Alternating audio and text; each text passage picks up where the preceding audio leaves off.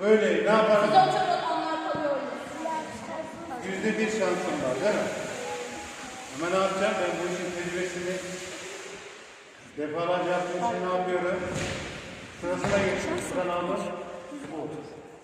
Buradan da hızlıca çekip bu. Tamam mı? Sonra biraz sonra bak. Buradan ne yaptım? Hemen elini koydum. Yani Buradan aldım. Şu. Şuradan aldım. Şu. Daha sonra